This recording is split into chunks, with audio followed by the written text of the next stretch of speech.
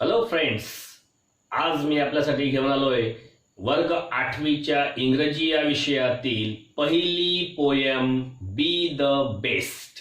मग या पोयम मध्ये आज मी आपल्याला काय सांगणार आहे, तर या पोयम मध्ये मी आपल्याला सांगणार आहे या पोयमचा मराठीमध्ये पूर्ण लाईन टू लाईन अर्थ, त्यासोबतच यामध्ये असणारं जे क्वेश्चन आन्सर्स आहेत त्यांचं स्वरूप आपल्याला कशा प्रकारे विचारलं जाऊ शकते त्याचीही माहिती मी आपल्याला देणार आहे। त्यासोबतच हे प्रश्न सोडवत असताना आपल्याला पोएमचा कशा प्रकारे आधार घ्यायचा आहे त्याचीही माहिती मी आपल्याला देणार आहे। आणि त्यामुळे जास्त वेळ न करता चला तर आपण डायरेक्ट सुरू करूया आजची वर्ग 8वीच्या इंग्रजी मधील पोएम बी द बेस्ट। तर बघा मित्रांनो, यातील पहिला कडवा आहे जो आपल्याला बाजूच्या चित्रामध्ये दिसून येत असेल। बी the best if you can't uh pine on the top of the hill, be a scrub in the valley, but B the best little scrub by the side of the reel, be a bush if you can't be a tree. बघा या ठिकाणी काय म्हणतोय poet की तुम्ही नेहमी सर्वोत्तम बनण्याचा प्रयत्न करा। जर तुम्हाला हिल म्हणजे टेकडीवरील किंवा पहाडावरील पाईन वृक्ष, पाईन या लांब उंच अशा जाणाऱ्या झाडासारखं जर तुम्हाला बनता येत नसेल तर कमीत कमी एखाद्या व्हॅली म्हणजे खोल दरीमध्ये असणाऱ्या स्क्रब झुडपासारखं तरी तुम्ही बनण्याचा प्रयत्न करा। But B the best little scrub by the side of the reel, परंतु तो झुडूप किंवा तो स्क्रब बनत असतानाही तुम्हाला काय करायचं आहे, सर्वोत्तम असा स्क्रब किंवा झुडूप बनायचा आहे की जो एखाद्या रील म्हणजेच एक झरा, झऱ्याच्या शेजारी असलेला सर्वोत्तम असा स्क्रब तुम्हाला काय करायचा आहे, बनायचं आहे।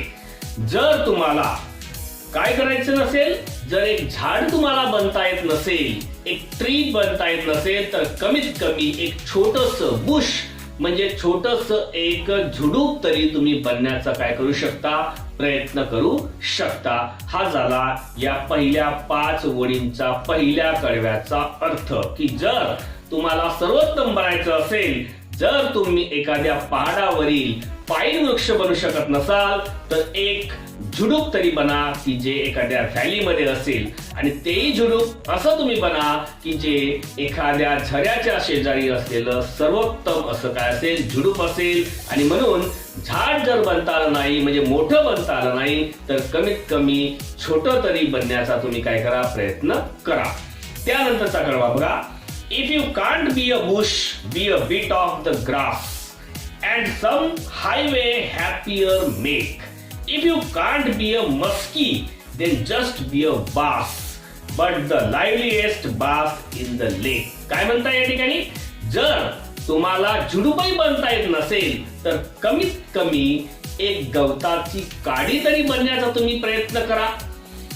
आणि गवताची अशी काडी बनवून किंवा गवत बनवून तुम्ही काय करू शकता, एखाद्या हायवेच्या शेजारी त्या हायवेची सुंदरता तुम्ही काय करू शकता, वाढवू शकता। म्हणजेच म्हटलंय की सम हायवे हॅपियर मेक, म्हणजे त्या हायवेच्या शेजारी गवत बनवून तुम्ही काय करू शकता, त्या हायवेची सुंदरता वाढवू शकता। जर तुम्ही मस्की बनू शकले नाही तर कमीत कमी एक बास तरी बनण्याचा तुम्ही प्रयत्न करा। आता मस्की आणि बास हे काय आहे, तर हे मासोळ्या म्हणजेच माशांची नावे आहेत। म्हणून म्हटलंय की मस्की म्हणजे मोठा मासा जर तुम्हाला बनता आलं नाही तर कमीत कमी बास सारखा एक छोटा मासा तरी तुम्ही बनण्याचा काय करा, प्रयत्न करा।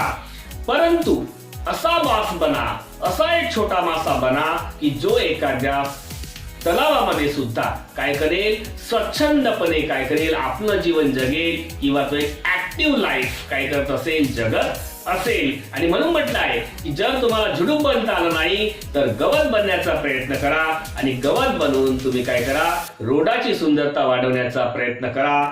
जर तुम्हाला मोठा मस्की मासा बनता येत नसेल तर छोटासा एक बास तरी बनण्याचा प्रयत्न करा की जो बास एखाद्या तलावामध्ये स्वच्छंदपणे म्हणजेच मुक्तपणे काय करत असतो, आपलं जीवन जगत असतो। त्यानंतरचा कडवा बघा. We can't all the captains, we have got to be crew. There's something for all of us here and there's big work to do and there's lesser to do and the task you must do is the near. काय म्हणतात या ठिकाणी की आपल्या जीवनामध्ये आपण सर्वच काही कॅप्टन्स बनू शकत नाही, म्हणजे आपण लीडर्स किंवा समोरचा फ्रंटियर बनू शकत नाही.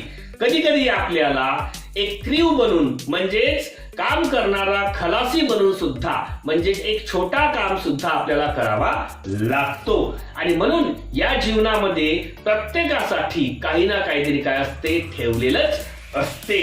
There is a big work to do and there lesser to do.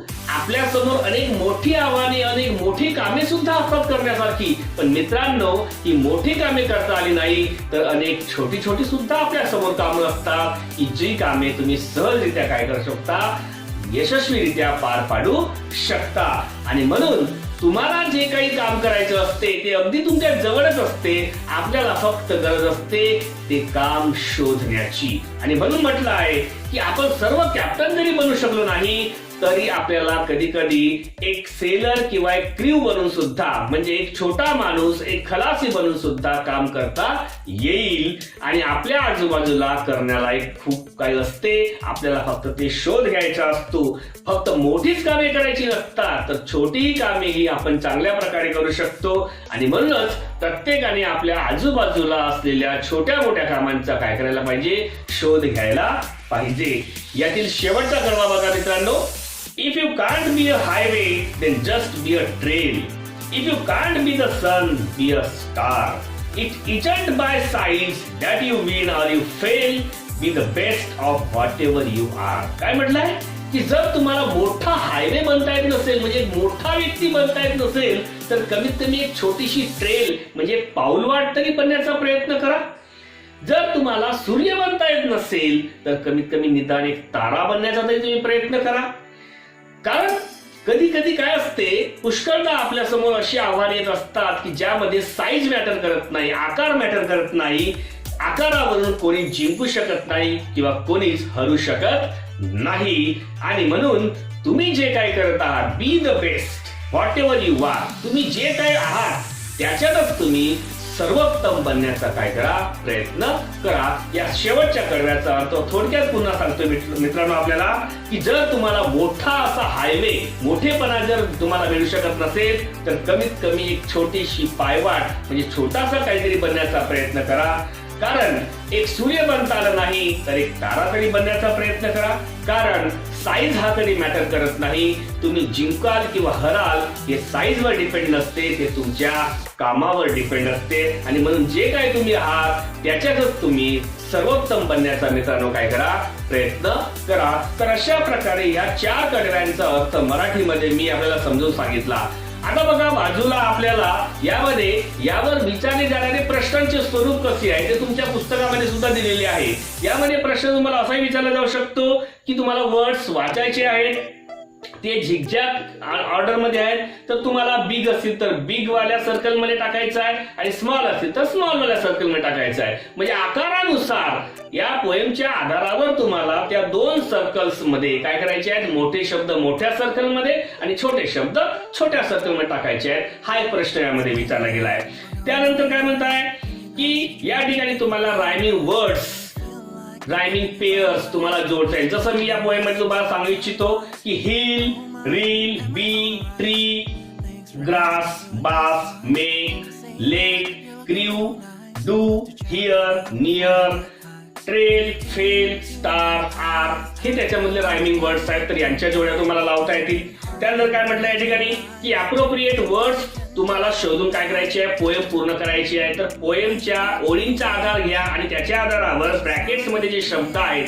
त्यांच्या आधारावर काय करा, तुम्ही रिकाम्या जागा भरू शकता.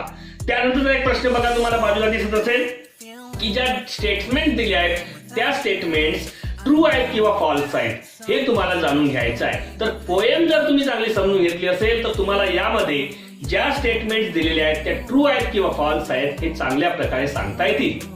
आणि बघा यामध्ये एक 6वा प्रश्न तुम्हाला विचारला दिसतोय बाजूला की या पोएमचे अप्रिशिएशन तुम्हाला लिहिता येईल. अप्रिशिएशन लिहिणं म्हणजे काय करणे तर त्या पोएम बद्दलच्या काही विशिष्ट गोष्टी तुम्हाला काय करायच्या असतात त्यामध्ये लिहायच्या असतात. जसं पोएमचं टायटल, पोएम कोणी लिहिलेली आहे, त्या पोएटचं नाव, त्यानंतर या पोएममध्ये किती स्टांजा आहेत, प्रत्येक स्टांजामध्ये किती लाईन आहेत, त्यानंतर अशा लाईन्स ज्या प्रत्येक स्टांजामध्ये एकमेकाशी रायमिंग वर्ड्स बनवतात.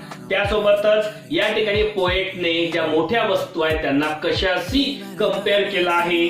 त्यानंतर या ठिकाणी कोणतं असं एक्सप्रेशन आलेलं आहे की जे पुन्हा पुन्हा रिपीट झालेलं आहे. त्यानंतर अशी पोएम की जी मला नेहमी अशी पोएम मधली लाईन की जी मला नेहमी लक्षात राहील. तर मी तुम्हाला सांगू इच्छितो की या ठिकाणी मला लक्षात राहू शकणारी जी लाईन आहे ती आहे, it isn't bye size that you win or fail. तुम्ही नुसत्या आकाराने जिंकू किंवा हरू शकत नाही, कारण आकार मॅटर करत नाही. तुम्ही जे आहात त्यातच तुम्ही सर्वोत्तम बनण्याचा जर प्रयत्न केला तर नक्कीच तुम्ही काय कराल, you will be the best. तर अशा प्रकारे मित्रांनो ही बी द बेस्ट पोएम आपल्याला पूर्णपणे समजली असं मी गृहीत धरतो. त्यासोबतच या ठिकाणी जर आपल्या घरी 6वी ते 12वीच्या दरम्यान जर कोणी आपले बहीण भाऊ असतील तर त्यांच्यासाठी सुद्धा माझ्या या चॅनलवर इंग्लिश ग्रामर आणि 10वी 12वी 8वी ते 12वीचे इंग्लिशच्या पोएम्स आणि प्रोजचे व्हिडिओज उपलब्ध आहेत. तेव्हा आपण नवीन असाल तर माझं हे चॅनल एज्युकेशनल मनोहर आता सबस्क्राईब करून घ्या मित्रांनो. आणि यांची सर्वांची प्लेलिस्ट माझ्या व्हिडिओच्या डिस्क्रिप्शन बॉक्स मध्ये दिलेली आहे, ती आपण जाऊन पाहू शकता. आणि त्यातील आपल्याला आवडीचे कामाचे व्हिडिओ आपण पाहून आपण अजूनही हे चॅनल सबस्क्राईब केलं नसेल तर शेवटी फक्त एवढंच मिळेल मित्रांनो, आत्ताच हे चॅनल एज्युकेशनल मनोहर आपण सबस्क्राईब करा. धन्यवाद.